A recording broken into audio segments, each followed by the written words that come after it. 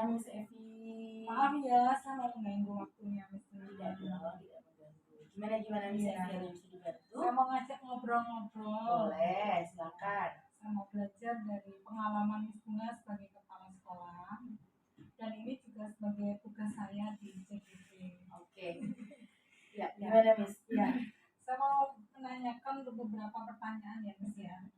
Pertanyaan saya itu seputar pengambilan keputusan. Oke. Ya. Nah, ini saya mau tanya, bagaimana selama ini Miss Bunga dapat mengidentifikasi kasus-kasus yang merupakan dilema etika ataupun rujukan moral. Oke, kalau dilema etika ya Miss ya. Dilema etika itu sejujurnya itu lebih sulit untuk diidentifikasi. Karena sejauh pemahaman saya, dilema etika adalah ketika sebuah kebenaran melawan juga sebuah kebenaran, gitu kan. Jadi itu lebih sulit untuk diidentifikasi. Tapi kalau rujukan moral justru sangat lebih mudah. Kenapa? Karena kita sudah tahu benar dan salah secara moral.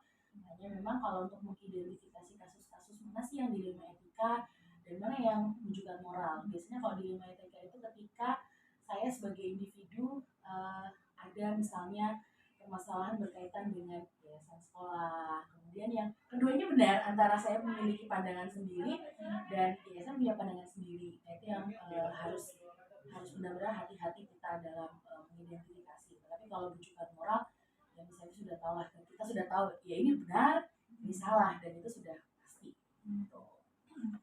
Ya, jadi emang lebih mudah mengidentifikasi rujukan moral ya Miss ya. Pasti Miss. Iya. Oke, kalau begitu ketika menghadapi kasus dilema etika itu kira-kira selama ini bagaimana menjalankan pengambilan keputusannya Miss? Langkah-langkahnya mungkin bisa diceritakan. Oke, jadi ketika kita dihadapkan dengan satu kondisi di mana yang jadi masalah adalah kita harus mengambil keputusan dengan kondisinya dilema etika ya Mas ya. Yang pertama tentu yang langkah pertama harus dilakukan adalah identifikasi masalah secara mendasar. Jadi kita perlu tahu ini masalah akarnya apa, dari mana sumbernya, kok bisa ini tiba-tiba timbul masalah ini gitu kan. Karena kita untuk mengambil sebuah keputusan itu tidak pernah mudah gitu, karena kita harus menimbang sana menimbang sini gitu kan. Nah, setelah identifikasi masalah tentu kita melakukan triangulasi data. Jadi kita menanyakan, kita cross check informasi antara informasi yang kita terima itu sudah sesuai belum nih dengan si pemberi informasi tangan pertama. Jadi pas melanjutkan informasi-informasi itu tuh sudah sesuai belum nih, jangan sampai dari atas A kok saya terimanya C. Nah, itu kan perlu dijembatani gitu kan. Ada yang bisnis mana itu yang perlu kita ketahui, perlu kita pahami juga. Yang kedua, triangulasi data. Lalu yang ketiga, setelah identifikasi kemudian triangulasi data, tentu kita perlu melihat baik dan buruknya. Jadi kalau kita mengambil keputusan A, baiknya apa, buruknya apa. Kalau keputusan B, baiknya apa, buruknya apa. Tentu kita harus menimbang Miss, mana yang lebih menghasilkan manfaat kebaikan, itu yang harus kita ambil. Kalau misalnya ini berkaitan dengan Bapak Ibu guru, dengan sekolah, tentu kita harus melihat keputusan yang banyak manfaatnya untuk sekolah. Jadi meskipun itu kadang bertentangan dengan paradigma yang saya punya, ya nggak apa-apa. Yang penting itu untuk keputusan bersama, kebaikan bersama seluruh pihak sekolah. Gitu. Jadi langkah-langkahnya seperti itu. Ya, baik. Jadi yang pertama tentu dilihat dulu ya masalah akarnya apa, dicari tahu, dan juga perlu cross check data seperti itu, dan juga perlu dilihat dampaknya gitu ya. Dampak yang ketika mengambil keputusan pasti dipikirkan baik buruknya itu ya, dari dua hal yang sama baik tadi sekali. Ya. Oke. Kemudian untuk yang saya mau tanyakan, hal apa saja yang selama ini dianggap efektif dalam pengambilan keputusan pada kasus dilema etika ini? Oke, yang paling efektif ya Miss ya. Tentu kalau saya adalah justru ketika kita melakukan identifikasi masalah dan cross check data. Itu menjadi hal yang sangat efektif dan juga sangat menolong gitu. karena kita nggak serta-merta menerima informasi itu hanya dari satu sisi. Kita sudah mengidentifikasi dulu, kita tahu akarnya apa, kemudian ketika kita cross check kita sudah tahu, oh ternyata masalahnya tuh ini. Nah tentu itu akan menolong kita dalam akhirnya mengambil keputusan ini tadi gitu. Jadi apa yang paling efektif ya, jadi tadi kita mendengarkan, mengidentifikasi, kita teliti, kita cermat, dan juga satu hal lagi kita harus bijak dalam menimbang mana yang baik, mana yang tepat, mana yang memang sesuai dengan kebutuhan dan menjawab apa yang menjadi masalah yang sedang dialami. Ya. Oke, terima kasih Bu. Jadi seperti yang tadi sudah dilakukan misalnya bahwa yang paling penting itu tentunya adalah identifikasi tadi ya, mencari akar masalahnya itu untuk menentukan langkah-langkah selanjutnya tentunya ya. Ya. Baik. Untuk selanjutnya, Miss, saya mau menanyakan apa yang menjadi tantangannya, Miss, dalam pengambilan keputusan dalam kasus dilema etika ini? Tantangannya apa, Miss? Tantangannya adalah gini, ketika tadi saya bilang, ketika saya punya paradigma sendiri, saya punya point of view, menurut saya harusnya keputusannya begini. Tetapi ketika kita sudah bicara lebih luas lagi, kelembagaan, kita bicara tentang sekolah, saya itu siapa? Saya hanya bagian kecil dari sekolah ini. Justru itu menjadi kendali buat saya, untuk batasan buat saya untuk ini tuh nyari keputusan terbaik untuk sekolah loh, bukan untuk pribadi. Nah jadi tantangannya adalah ketika saya harus mengesampingkan ego dan menurut saya yang baik dengan keputusan yang memang baiknya tuh untuk bersama gitu. Karena kan dimana-mana ya misalnya namanya kepentingan bersama itu harus didahulukan. Jadi ya itu tantangannya adalah ketika kita harus belajar menekan ego, tidak lagi harus menganggap bahwa keputusan menurut saya itu terbaik, kan menurut saya, tapi tidak menurut sekolah kayak gitu. Jadi itu tantangan yang kadang masih harus belajar juga gitu. Ya, jadi memang kita harus melihat untuk kepentingan bersama itu ya. Benar. Keputusan itu memang harus dampaknya untuk hal yang untuk harus banyak orang ya, benar. Sehingga kita yang punya pemikiran sendiri, konsep sendiri mungkin yang harus ditekan agak sedikit mungkin kalau memang berbeda mungkin agak sedikit diturunkan gitu ya, ditekan. Ya, baik.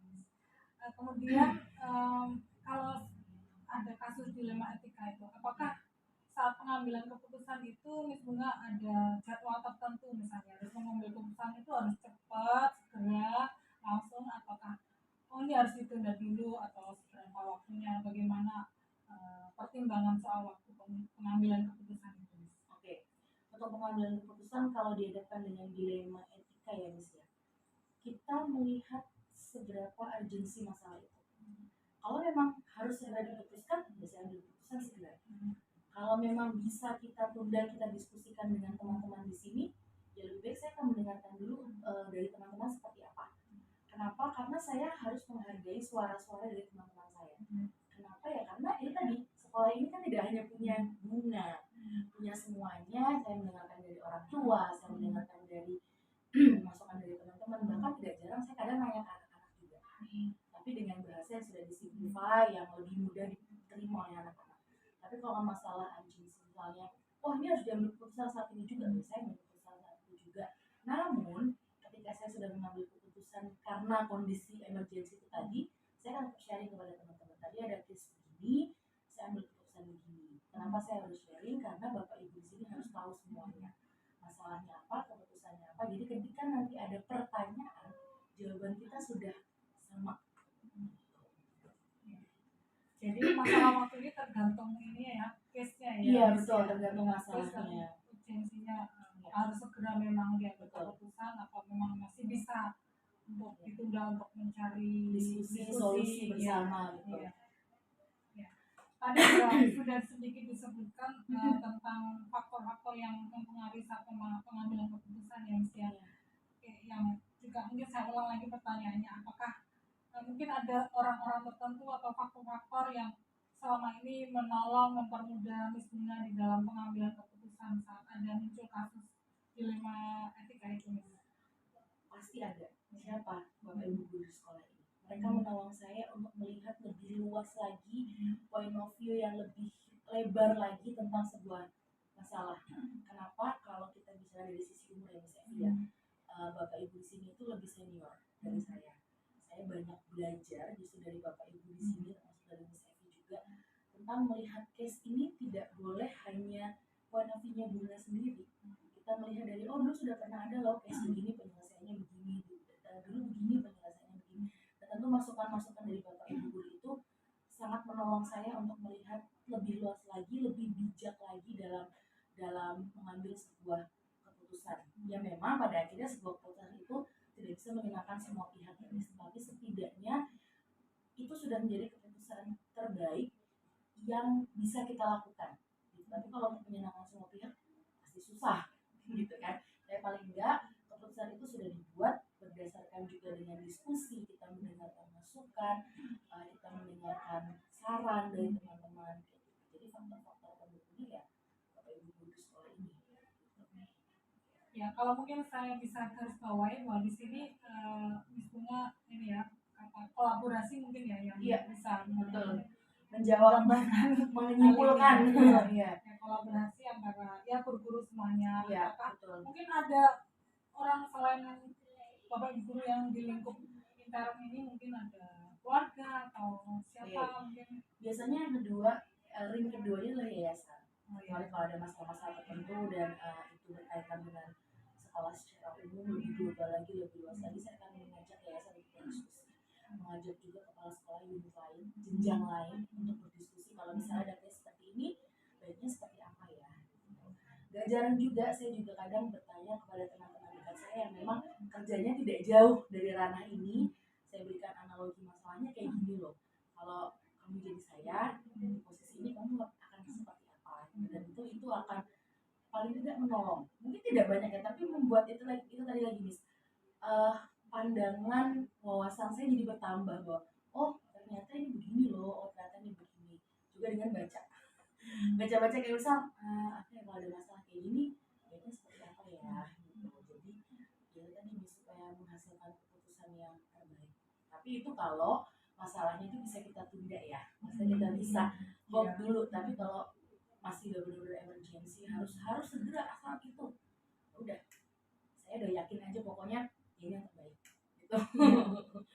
Ya, jadi di sini saya lihat bahwa Miss Bunga itu terbuka gitu ya untuk masukan dari siapapun, bukan hanya orang lingkup intern tapi juga orang yang mungkin lebih pengalaman juga dari walaupun mungkin luar sekolah gitu ya. Oke. Untuk selanjutnya Miss saya tanyakan yaitu dari pengalaman menangani kasus dilema etika ini, kira-kira mungkin Miss Bunga bisa belajar apa?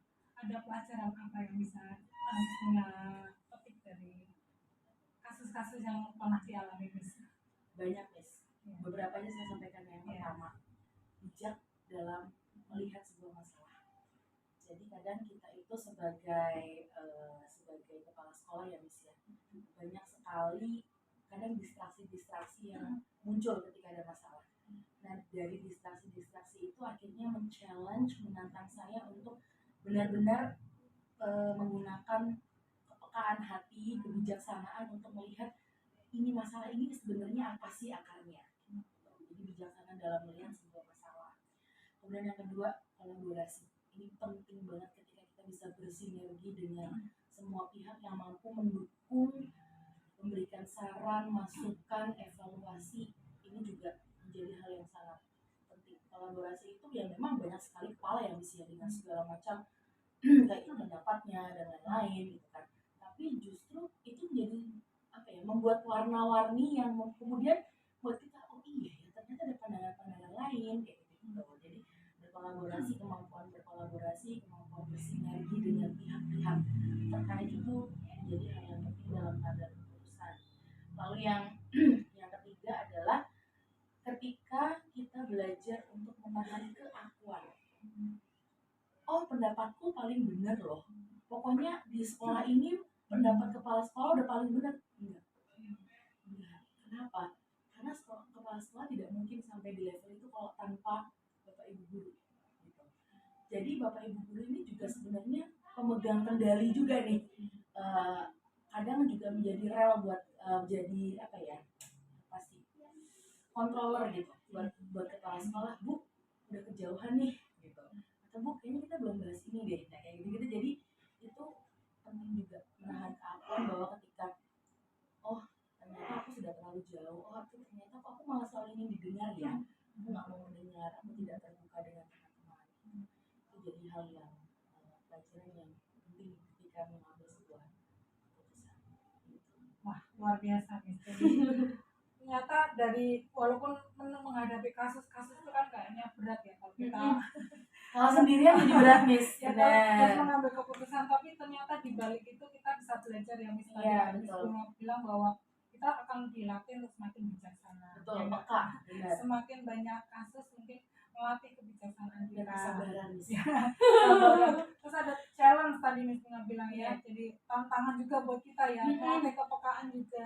Betul. Melatih menahan emosi, ego, betul. Ya, itu dan juga tentunya tentang kolaborasi tadi ya yang penting.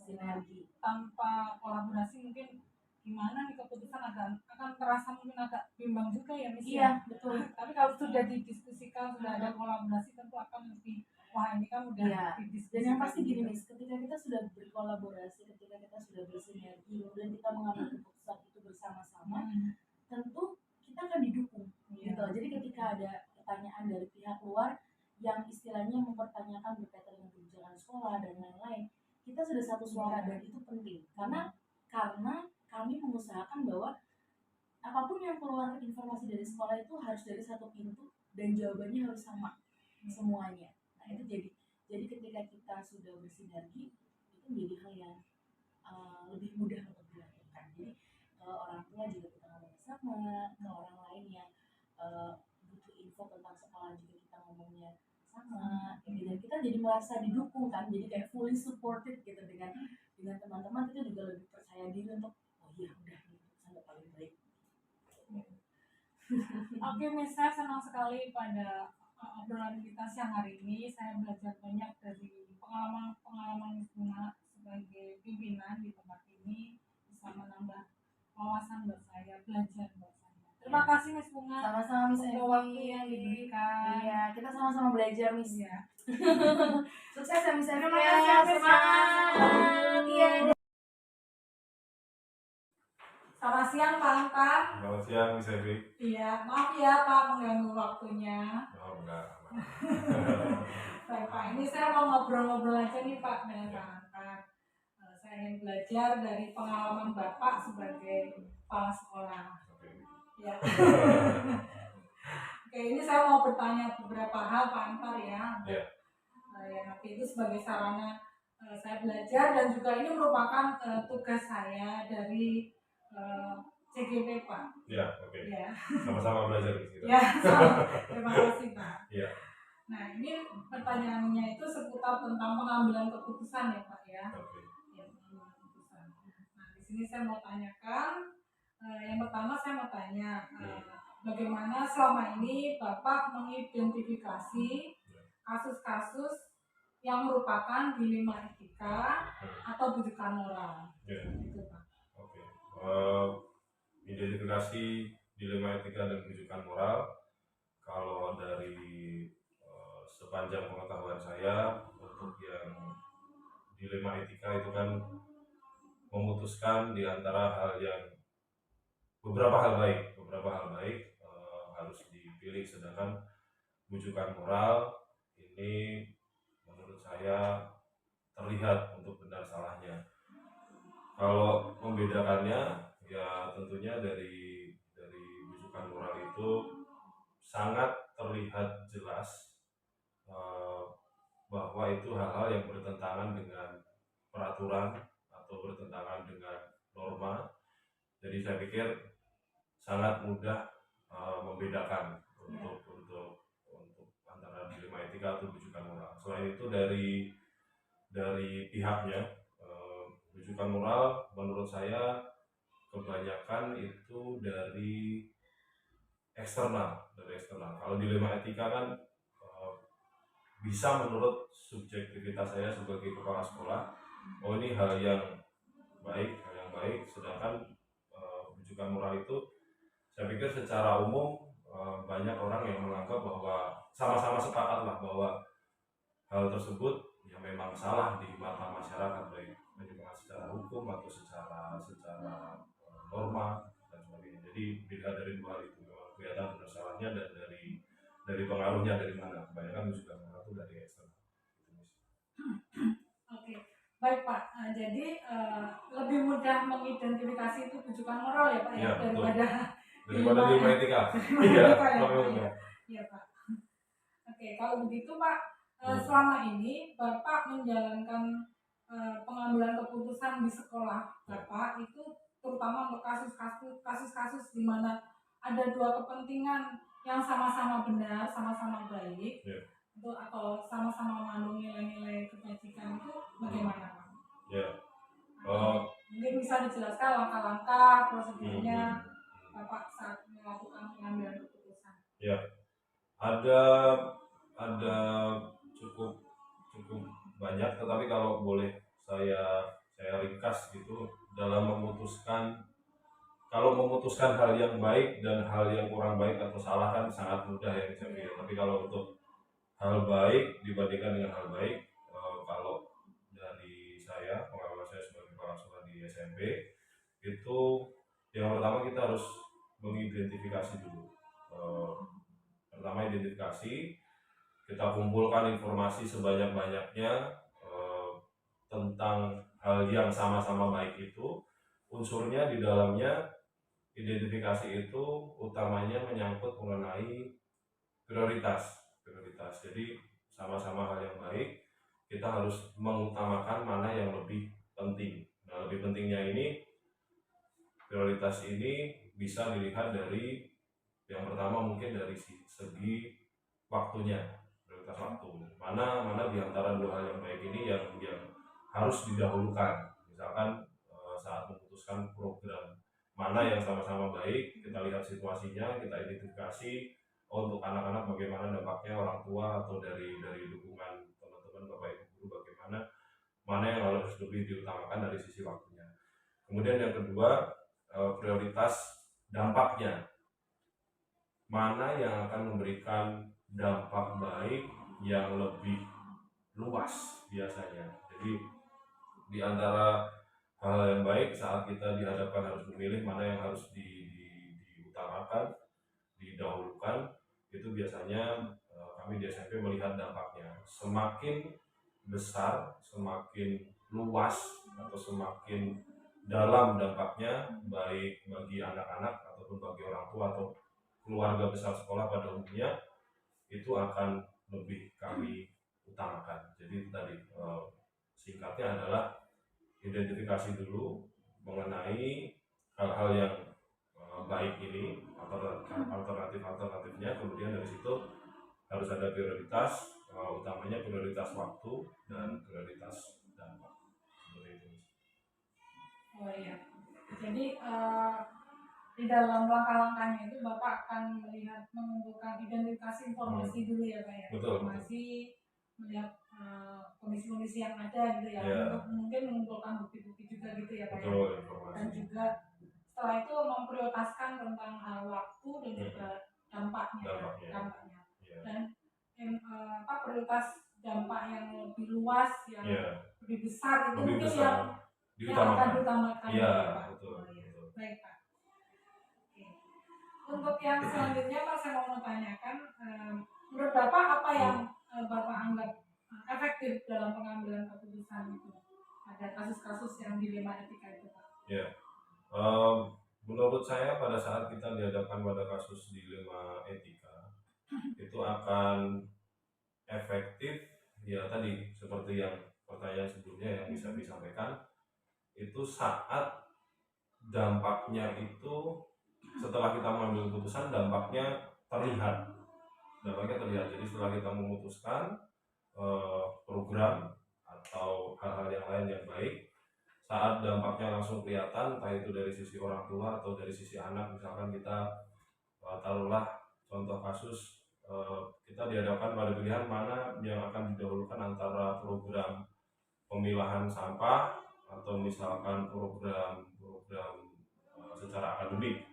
Nah, misalkan tambahan jam pelajaran untuk anak, itu dua-duanya sama-sama baik. Akan terlihat efektif saat dampaknya itu langsung terlihat dan cepat. Jadi saat misalkan saya menentukan, kita harus pilah sampah dulu karena ini sangat urgent dan skupnya lebih besar, dampaknya akan lebih besar. Saat kita putuskan, sosialisasikan, kemudian dilakukan ke keluarga besar yang ada di sekolah, kemudian dampaknya langsung terlihat, anak-anak bisa langsung melakukan, anak-anak bisa langsung memahami, itu bisa langsung masuk ke tidak hanya ke pikiran mereka tapi langsung melakukan. Itu menurut saya efektif. Ditambah lagi mungkin biasanya efektif itu dikaitkan sama efisien ya Miss ya. Akan terlihat juga efisien saat dampak itu bisa kita lihat dengan cepat. Jadi secara dampak dan secara waktu itu yang menurut saya saat kita mengambil keputusan efektif dan efisien itu dari dampak. Iya. Baik, jadi terlihat efektif itu kalau dampaknya langsung bisa kita lihat gitu ya Pak. Iya. Langsung cepat kita lihat, dirasakan juga efeknya, pengaruhnya. Iya. Juga pengaruh waktu juga ya. Jadi secara cepat sudah terlihat. Efisien itu berarti. Ya. Oke, terima kasih. Untuk selanjutnya saya mau menanyakan nih Pak. Iya. Kira-kira apa yang selama ini menjadi tantangan Pak dalam pengambilan keputusan saat ada muncul kasus-kasus dilema etika ini Pak, tantangannya Pak? Ya, untuk memilih satu hal baik saja itu kadang kita sulit dari beberapa pilihan, apalagi memilih beberapa hal yang baik.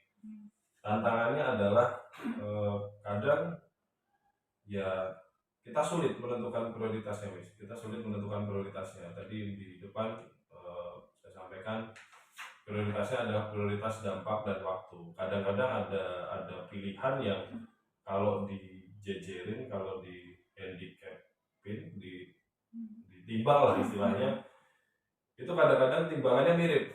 Jadi secara dampak, wah ini kayaknya sama-sama luas, kemudian sama-sama waktunya juga sama, harus dilaksanakan dalam waktu yang berdekatan gitu. Tapi ya memang tidak ada keputusan yang kalau belum dilakukan tuh kita nggak akan tahu apakah itu akan hasilnya bagus apa enggak, apakah itu adalah solusi yang sempurna atau enggak. Dari yang susah itu kita tetap harus memutuskan. Tapi menurut saya tantangan yang terbesar memang menentukan skala prioritas itu tadi.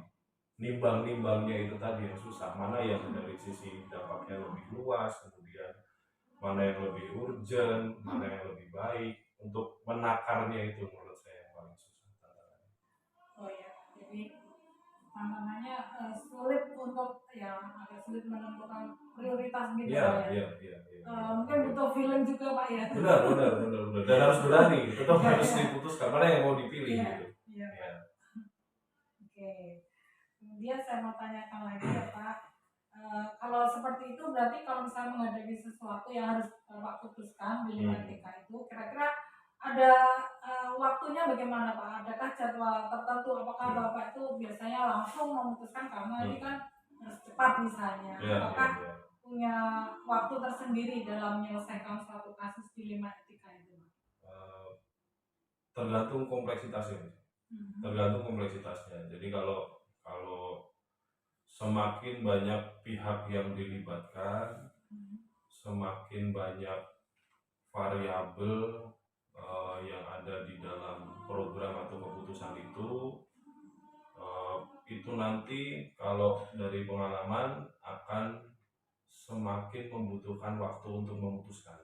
Jadi semakin besar, kita kalau mau angkat barang kan lebih besar, berarti lebih banyak tenaga yang harus dibutuhkan. Sama untuk hal seperti itu, semakin rumit akan semakin lama dalam memutuskan, semakin banyak variabel juga akan membuat semakin lama, dan akan semakin banyak melibatkan pihak kalau semakin rumit.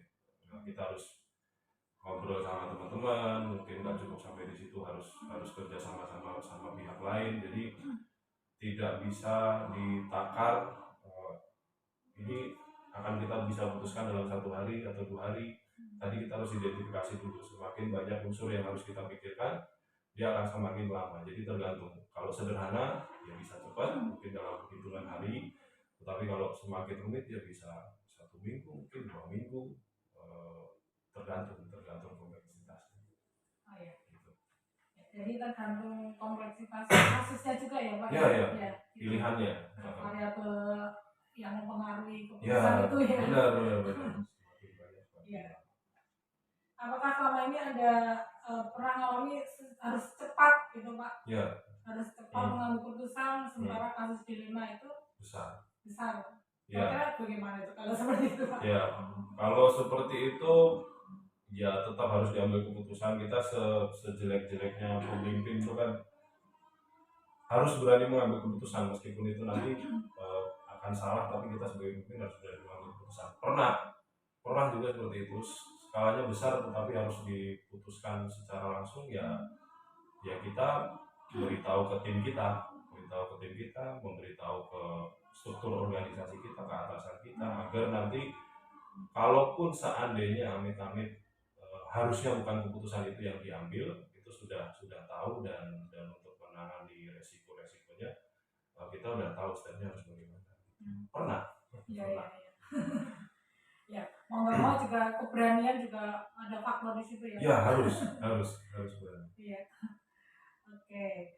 Kemudian tadi mungkin sudah sedikit disinggung tentang faktor-faktor yang selama ini mempermudah atau membantu Bapak dalam pengambilan keputusan dalam kasus-kasus dilema etika itu Pak. Bisa disebutkan lagi? Selain secara data ya, misalnya secara data di lapangan kita kumpulin segala macam, saya nggak bisa menghilangkan faktor rekan kerja. Tentunya itu sangat membantu dalam membuat sebuah keputusan, terutama untuk pilihan yang baik. Kemudian atasan tentu saat memutuskan sesuatu, terutama yang besar, kita harus berkomunikasi dengan atasan. Kalau di level kepala sekolah itu ya komunikasi dengan sekretariat dari yayasan sesuai dengan bidang tentang keputusan yang akan kita ambil, sudah ada bagiannya masing-masing. Dan saya yakin semua orang tuh punya mentor atau punya panutan di luar profesi yang sering kita untuk bercerita, untuk sharing. Kalau saya sendiri pribadi ya mentor saya ya orang tua saya atau orang-orang yang di luar bidang pekerjaan saya, tapi saya anggap mereka punya kemampuan manajemen untuk ngasih saya nasihat, ngasih saya pandangan-pandangan yang mungkin di pikiran saya nggak ada, tapi saya bisa cerita ke mereka. Jadi itu sangat membantu. Di luar sisi teknis, di lapangan kita harus identifikasi data segala macam. Pihak-pihak itu sangat membantu dalam pengambilan keputusan. Ya, jadi kalau saya mungkin boleh garis bawahi, mungkin di sini ada kolaborasi itu ya Pak, kolaborasi dengan rekan sejawat, dengan atasan. Betul. Itu ya sangat penting ya Pak. Wajib. Itu. Dan selain itu ada juga mentor yang mungkin bisa dari pihak keluarga atau orang tua, orang yang kita anggap punya pengalaman yang seperti itu gitu ya Pak ya. Semakin banyak kepala, semakin banyak ide bagus. Ya, semoga nggak malah bingung ya. Oh iya, kita pilih-pilih nih. Iya Pak. Nah, kemudian nih yang mau saya tanyakan, kira-kira ada nggak Pak pembelajaran yang Bapak bisa ambil selama ini ketika menghadapi pengalaman mengambil keputusan dalam kasus dilema etika ini? Kira-kira pembelajaran apa yang Bapak bisa petik? Ya,